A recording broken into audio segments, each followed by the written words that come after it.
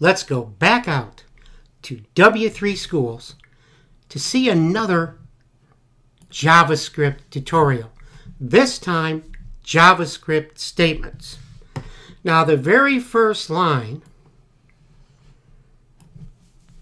of this tutorial says that JavaScript is a sequence of statements to be executed by the browser.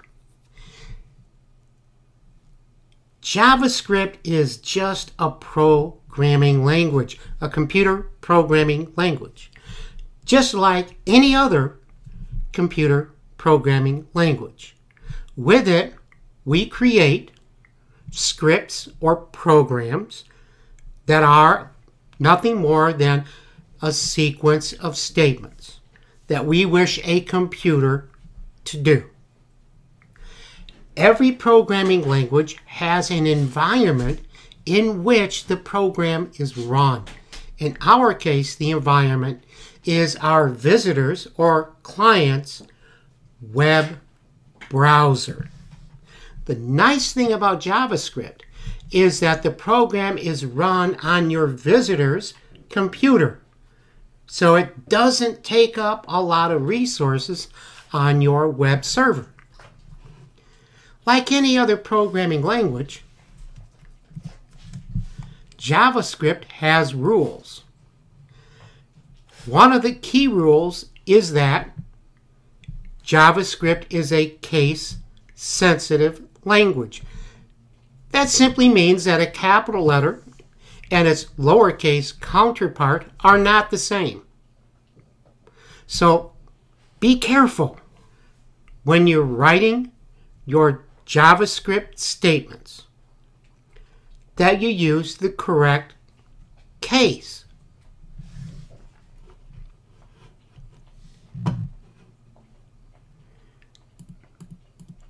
Use lowercase as much as possible, and that's the easiest way to stay out of trouble. Now, these statements are simply instructions to your client's computer.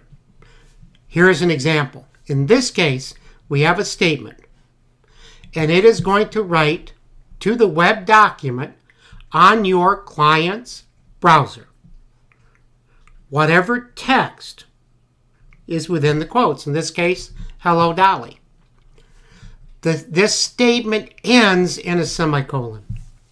Now, the semicolon is optional, although it's a very good idea to use it because it develops a good habit that you'll need to use in other languages, because ending punctuation is usually mandatory. For instance, COBOL requires every sentence to end in a period.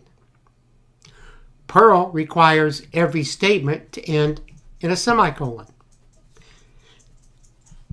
JavaScript doesn't care. However, if you end your statement in a semicolon, you can put more than one statement on a line.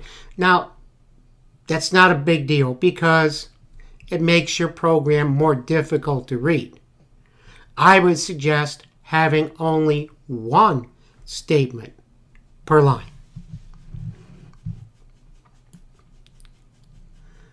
Our next section here is called JavaScript code. These scripts are programming statements that are done in sequence. So the first thing that we would do in this particular script is to write out a heading 1. This is a heading. Once that's finished, we would write out to our web page or web document a paragraph containing the sentence, "This is a paragraph." And once that is finished, we would write out a third statement to, or bit of text to our web page. It would be a new paragraph. This is another paragraph. And if we try it, we will see over on the right-hand side of my window that that's exactly what happened.